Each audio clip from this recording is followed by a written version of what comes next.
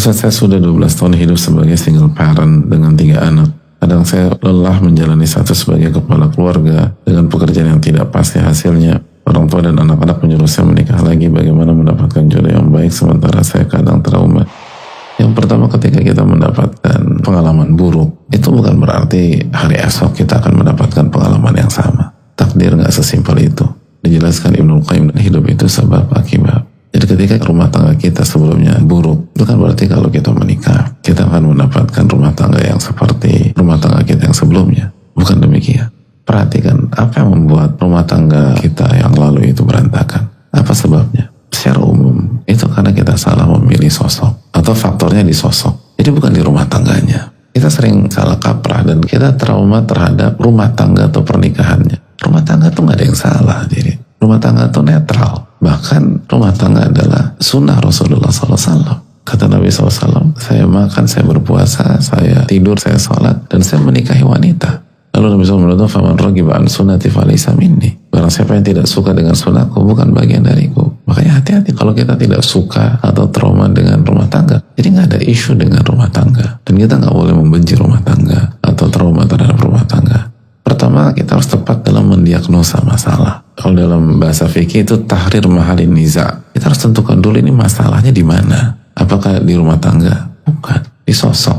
Kalau kita udah sampai pada titik itu, lalu lanjutkan lagi. Kenapa kita bisa salah milih waktu rumah tangga itu? Kerangka berpikir apa yang melahirkan pilihan seperti itu? Sudut pandang apa yang membuat kita memilih dia? Prinsip apa yang kita gunakan pada saat kita milih dia? Di mana kita bertemu atau berkenalan dengan dia? Di mana kita cari jodoh waktu itu? Dan bagaimana prosesnya? Apa hal-hal yang membuat kita terpesona atau memutuskan untuk memilih dia? Apa kelebihannya yang membuat kita mau? Apa yang dia miliki sehingga kita ingin menerima pinangannya? Itu kan semua harus di breakdown, harus diurai. Oh, ternyata yang membuat saya memilih dia karena dulu orientasi saya dunia, sudut pandang saya materi. Sehingga kelebihan yang membuat saya jatuh hati adalah kekayaan, kedudukan, atau ketampanan, atau buaya, gombalan, kata-kata manis. Ternyata ketika rumah tangga semua itu omong kosong. Waktu itu kita gak peduli apakah dia sholat atau tidak. Bahkan waktu itu kita gak ngerti konsep menikah yang benar. Kita benar-benar blank dan gak punya data sama sekali. Clueless seperti apa sih suami yang akan membahagiakan istrinya atau mendukung istrinya untuk bertakwa. Bahkan kita gak pernah masukkan sisi kepemimpinan. Yang penting cocok, lucu, enak diajak ngobrol, yaudah kita married. Intinya tuh di sosok. Setelah taufik dari Allah Subhanahu Wa Taala, bukan pada rumah tangganya. Hajar itu rumah tangganya dari segi teknis gak ideal. Beliau di mana, suaminya di mana. Tapi karena suaminya Nabi Ibrahim alaihissalam, suaminya adalah manusia terbaik, Khalilur Rahman, kekasih Allah, aman. Terkadang kita fokusnya ke teknis, kita lupa tentang siapa sosok yang kita pilih.